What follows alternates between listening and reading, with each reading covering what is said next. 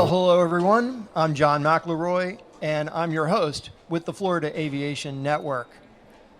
We are broadcasting live and in the clear from the terminal building here in Sebring, Florida Airport, and it's the U.S. Sport Aviation Expo 2018, where we are flying into the future. My next guest is from AOPA. It's Jamie Beckett. How are Hey, you? I'm excellent. And anytime I'm at the airport near the flight line, I'm a happy guy. You know, and I'm going to even extend that a little bit and say that anytime I'm with Jamie Beckett, I'm in a good mood and I'm having fun too. So welcome. Thanks so much. Well, you got to admit, this is work for us. It's not for most people. This is playing around. Don't try this at home, folks, because you might have a little too much fun. And that's what we want you to do, is come down here and have a little fun with us, right? Oh, absolutely. So, and that's the thing people miss. This is fun. There's professionals. There's people that conduct their business this way. But whether you're 15 years old or 92, this is fun. We all enjoy this. well, do I get to call you Ambassador Beckett? Because that's your title, isn't it? Yeah, You're the AOPA Ambassador. How worldly is that? Yeah, when I tidy up and put closed-toed shoes on, I'm the ambassador. Unlike today. Yeah, usually I'm running around in shorts you and look fine. flip-flops You're because always I'm a looking good. Floridian. That's Right? the way to do it. This is cold to us. It's about 70 degrees right now, and the winds are out of the north. I hear the 15, 20. I have a jacket over there. Yep, I'm with you there. It was a little chilly, wasn't it? But for those of you who are in New York, we've had a couple of guests that came down. Boy, they're loving they think this. it's summer. Yeah. We'll have to correct them on that. You got to get another 20 degrees before it's summer. Well, tell me what you're up to today. What's going on in your world other than being with us? Tell us a little bit about your projects. Well, actually, this is really exciting for me because this is my day-to-day thing. Whether it's an air show or I come to your flying club or your flight school, there are 5 ambassadors across the United States, and we have people back in Frederick at AOPA headquarters that do the same thing, basically, for the areas where the ambassadors aren't. Our job as part of the You Can Fly initiative really is to find the resources you need to make your dreams come true. If you're a student, a high school student, and you want to learn to fly, not only do we have scholarships, but we can connect you with flight schools and let you know which one might be a good fit. We can help you start a flying club to make it cheaper for you to fly and build a social organization. Or if you haven't flown in 30 years, we do Rusty Pilot seminars that'll get you back in the cockpit. I'm doing one tomorrow, and they're actually fun. It's 3 hours of just laughing and enjoying yourself and learning. It's great. You know, you guys have a great foundation up in Frederick, Maryland, and you've just created this brand new facility for doing just what you just said. You've got like a campus, a little classroom there going on. How many people can that seat now? Not even little. The You Can Fly Academy is a building dedicated to this sort of thing. We've got an auditorium that'll take a couple hundred people. Can you believe that? AOPA is such a great organization to be a part of as a pilot, and here you are watching it grow and expand. And so You Can Fly Academy. Wow. Yeah, it's a raging success, and it's a whole team of people pulled together to do this. But the great thing about it is we'll be able to now bring people in, high school teachers. And by the way, we've got 29 high schools in the United States using a STEM curriculum that we built. It's free. Go ahead and contact AOPA if you're a high school administrator and you're interested. Let us know you want to get in on it. We'll talk to you, and it's a free curriculum. We'll just hand it to you. That's always been one of the greatest things about AOPA as an organization is the resources that are available, this being one of them. Absolutely. And I really have to credit Mark Baker and the management team at AOPA. They've just got this vision that makes all kinds of sense. If we can get kids in high school age really seeing a place for themselves in aviation, whether that's recreational or as a career, and we can get those rusty pilots on the other end back into flying, and they become mentors for those younger kids, we change the face of aviation for the next 100 years.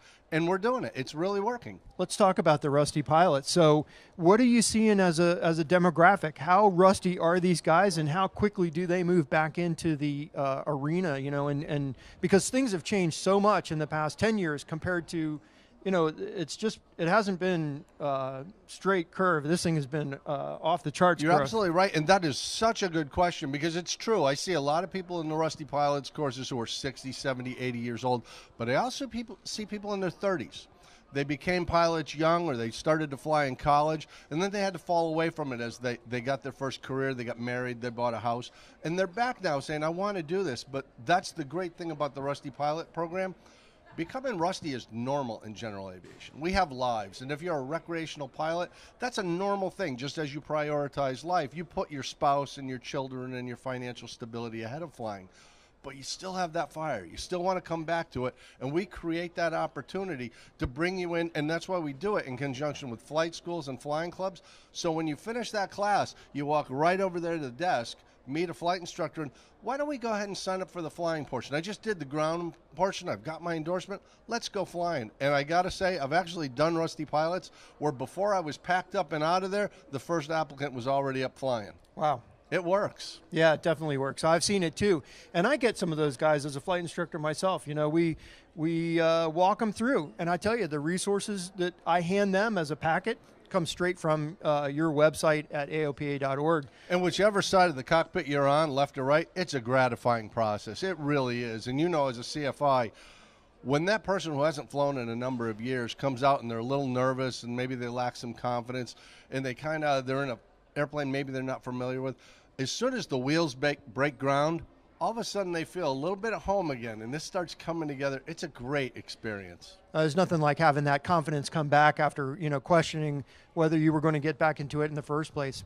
We've got one more thing to talk about, and that's one of the things near and dear to my heart because my good friend and student of mine, Les, is, you know. He's my boss. Right? So, but his whole thing is, we've been talking about one-on-one, but he's spearheading community, so about the flying clubs. Yeah, yeah. And you know, that's such a big part of the general aviation experience. There's nothing wrong with being involved in a fractional ownership or a partnership, but we have so many opportunities through flying clubs and through AOPA and the social groups we have.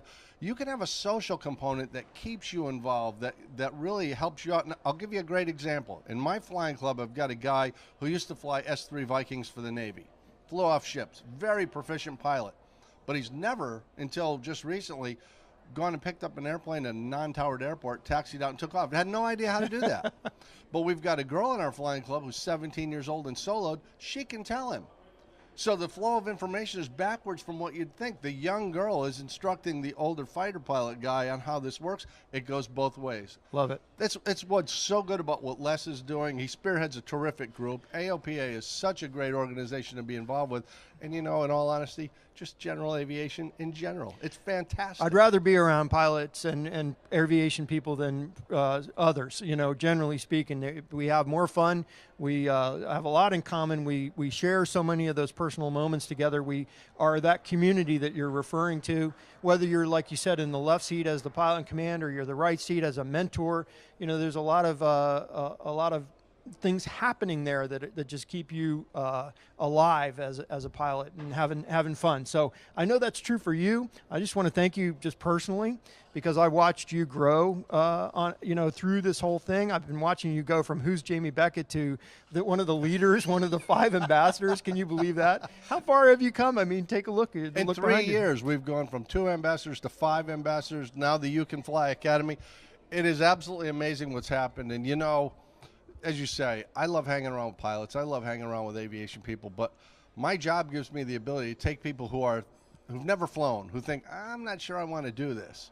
And they come back from that first flight and they're like, can we do this again? Yeah. It really is like that. It's not what people assume it is. It's a lot more enjoyable and it's accessible. Careful being around this guy because what he's going to do is he's going to cast out that line. It's got a hook on the end of it called, you're going to become a pilot. He's loading the question. So I love doing that with you. I love being around you because you're so enthusiastic about it.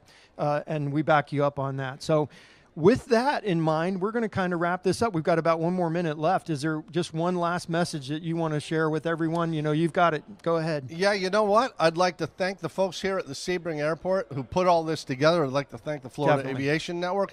It's a community effort. It's not just me. It's not just AOPA. It's not just you. It's this whole team and all these people. It really is a brotherhood and a sisterhood. We help each other, and it's open to anybody. So regardless of your age, your situation, your economics, your education, if you're interested in aviation, go to your local airport, stop in, grab a Coke, and say, hey, how can I become a part of this? You'll find there's a way. And we're having a good time doing it. So let's wrap it up with that. Thanks for being here with us. Oh, my great pleasure. Thanks for having me. You bet. My name is John McElroy. I'm one of your hosts here at the Florida Aviation Network, broadcasting live and in the clear from the terminal building at Sebring during the U.S. Sport Aviation Expo 2018. We'll see you when we talk to our next guest.